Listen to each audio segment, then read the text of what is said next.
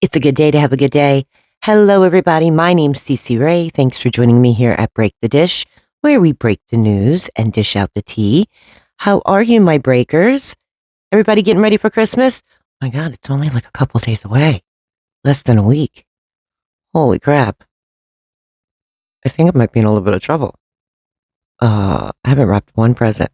Not one.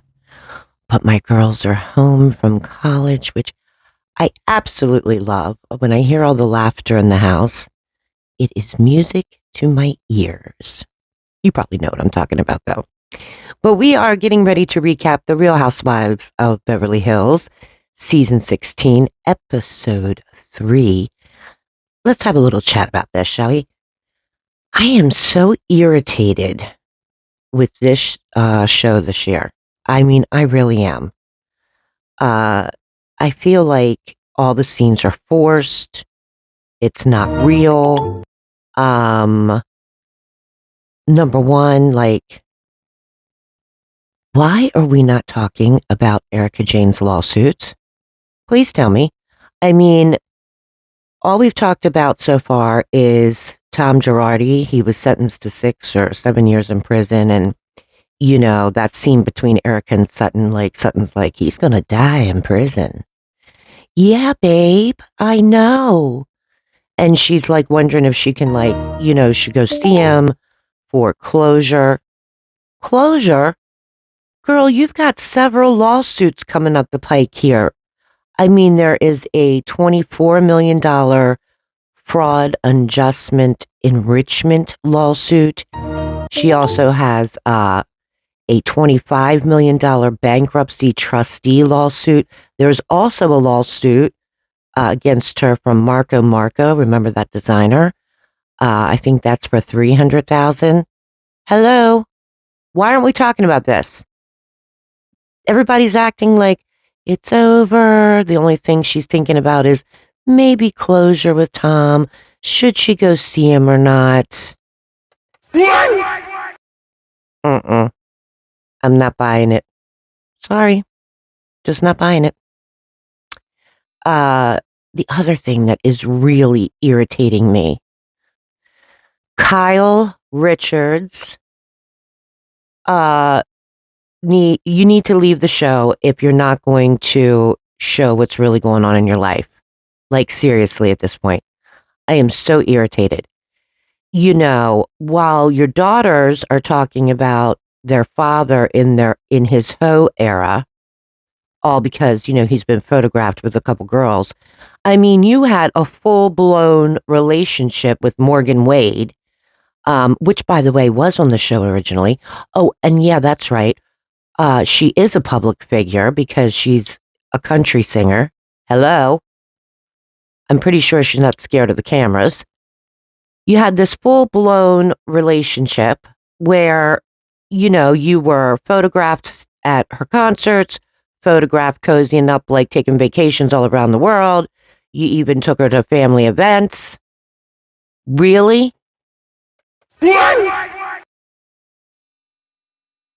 But every time somebody asks you a question, it's,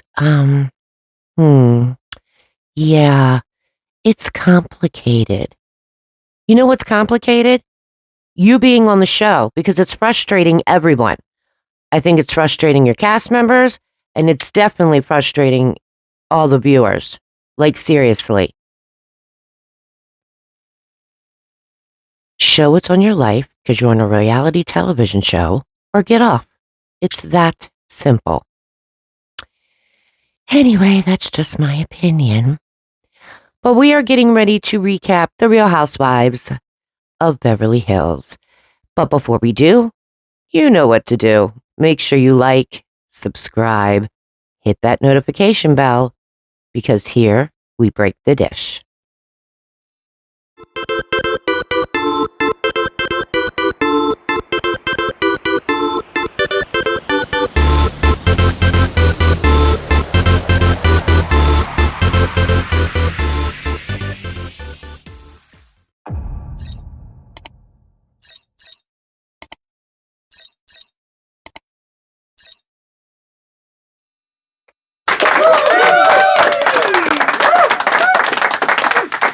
We are recapping The Real Housewives of Beverly Hills, Season 15, Episode 3.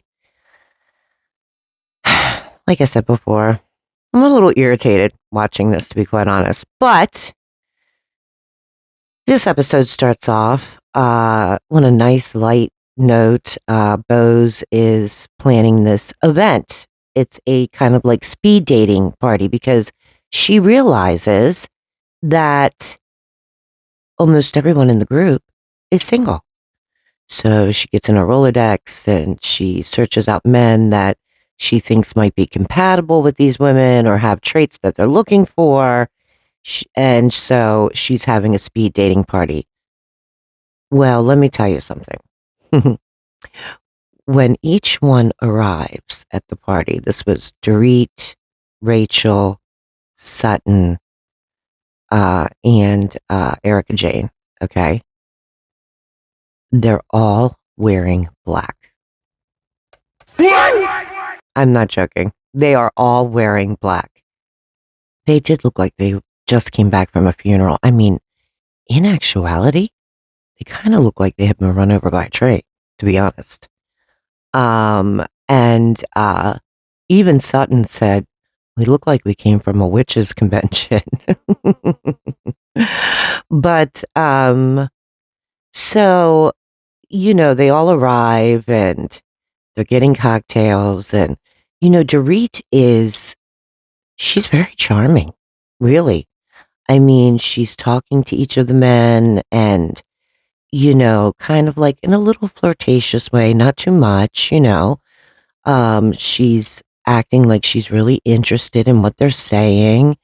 And you're like, wow, like Dorit is really a charming girl. Erica Jane, I get this. I totally understand this. Is like a scared little girl in this, okay? And I get it because listen, I'm the same way as Erica Jane. So when I was on stage, I could do almost anything. I mean, like, I would do almost anything because I'm on stage. But you put me in a small setting and I'll curl up like a snail. Seriously. So that's how Erica Jane was. So I totally understand that.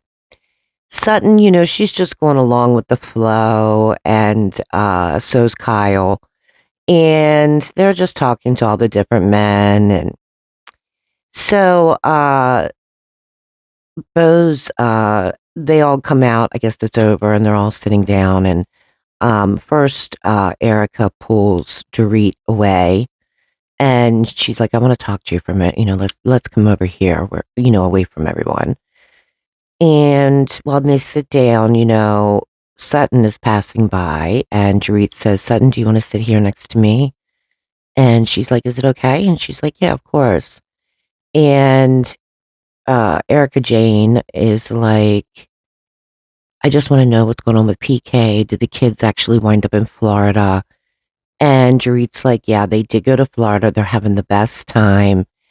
And, Sutton is talking to her like, look, I'm so sorry you're going through this, but I promise you're going to come out of this, you know.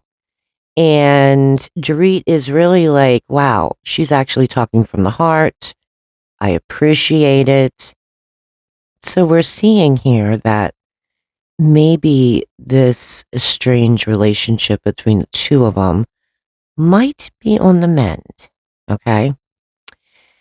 Then there's Bose and Kyle and Rachel. They're on the couch, and Bose asking Kyle about like, do you see yourself falling in love again? And Kyle's like, yeah, I did. I fell in love. They're like, oh, really? But this is the irritating part I'm talking about. Like Bose is asking questions, and here's Kyle Richards. Well, um, yeah. It's complicated.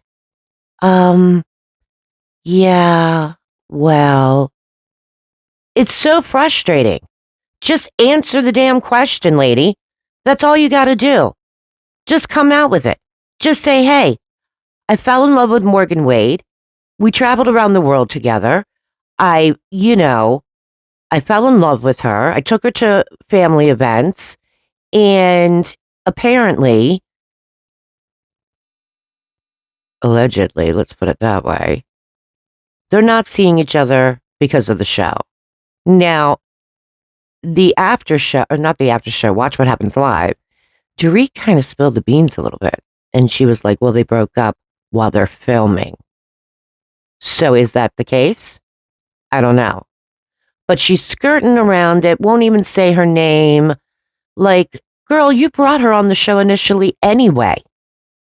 We've all seen her. I mean, you got your, don't you have her name or no, she has your initial tattooed on her arm. I mean, hello, we're not stupid, Kyle Richards.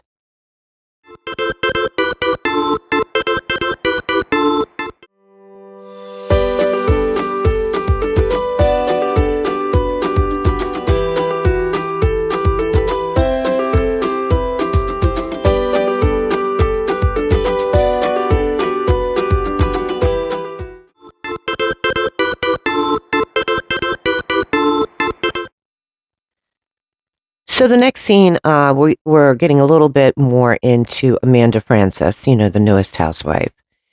And she, of course, is the money queen, right? You see her at home with her fiance and their 4 children. 2 are biologically theirs, 2 is from a previous marriage of her fiance. And, you know, we're seeing her more like as a mother. She's self-made. She's talking about how she came from humble beginnings. You know, her big highlight would be like walking around Walmart, which I understand. Then we have a scene with Rachel and Sutton. And Sutton is talking about Christian, her ex-husband, going to the Vatican and asking for annulment. And when those papers came in, it was addressed to Sutton Brown, which is her maiden name. And Rachel says, you know, I went back to my name the day I left. Sutton is like, it's just the last little thread I have. Like she's holding on to it.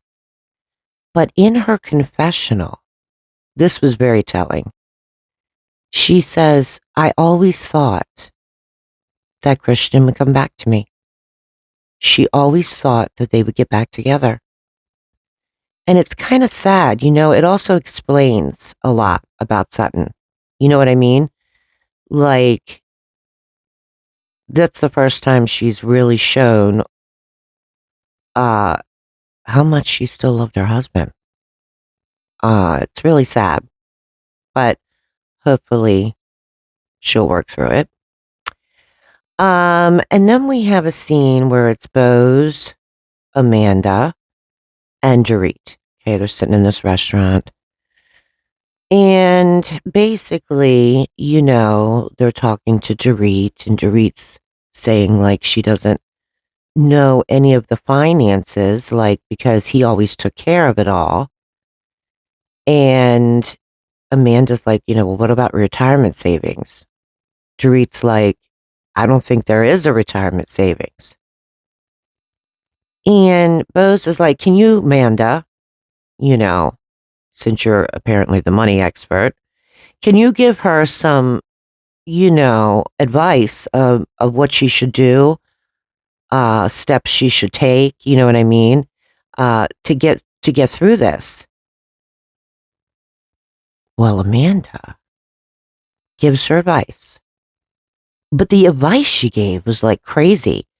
It was like, you know, you have to think about what kind of provider you want to be, what kind of mother you want to be. What? That's not advice. Like she's telling her like basically to set an intention. Okay, I do believe in setting intentions, don't get me wrong. I believe that if you put the energy out there and, really, really put it out there, you can manifest it. I'm a true believer in that. But in this situation, no, there's no manifesting. There's no intention. She has to literally like take the steps to protect her and her children. Seriously. But Amanda doesn't give this advice at all. And Bose is like, what's going on here? Like, I was expecting like 2 plus 2, and I'm not getting any of that. And I totally am on her side on this one. I'm like watching the television, like, what? What kind of advice is she giving? This is showing you, this is just the one part of how this is going to go downhill, I think, for Amanda. Like, seriously. Uh, Trouble is lying ahead for her on this show. I'm just saying. But that was it. That was the end of the episode. So what did you guys think? I'm irritated. I'm telling you right now, I am irritated with Beverly Hills. I'm sick and tired of nobody talking about what's really going on in their lives. I feel like so far this season has been forced. Why don't you just get a script out? Because that's basically how it is. Erica's not talking about what's going on in her life. Yeah, she mentioned Tom, how she maybe not, should I not go and, visit him for closure because, there's a good chance he's going to die in jail. But she's not talking about all these lawsuits coming up the pike that are going to trial. Oh, no, no one's talking about that. The whole cast isn't talking about it. They're all like, oh, she got through it. She's moving on. No. Look at Kyle Richards. I mean, Kyle Richards, her own daughter is calling her father a hoe. Meanwhile, her mother had a full-blown relationship. She's talking about how, Mauricio got a condo for 6 months when they first separated. And then they were supposed to, after the 6 months, they were supposed to revisit of, what does their future look like? But instead, he got a house, which tells Kyle that's taking us further away from being together. No, probably what did it was you having a full-blown relationship with Morgan Wade. Like, why don't you just say it? Why are you blaming Mo? Why are you letting your daughter call her father a hoe? It's ridiculous. I told you I was irritated. But I would love all of your comments. You know how much I love. Let's start a conversation here, people. You can just leave them down below. But before you do, make sure you like and subscribe and hit the notification bell, because when you do that, you're not just helping me, you're also helping other content creators that you might like as well. It keeps the algorithm going, so make sure you do that. But anyway, get ready for Christmas, and we will chat later, because you know what we do here? We break the dish.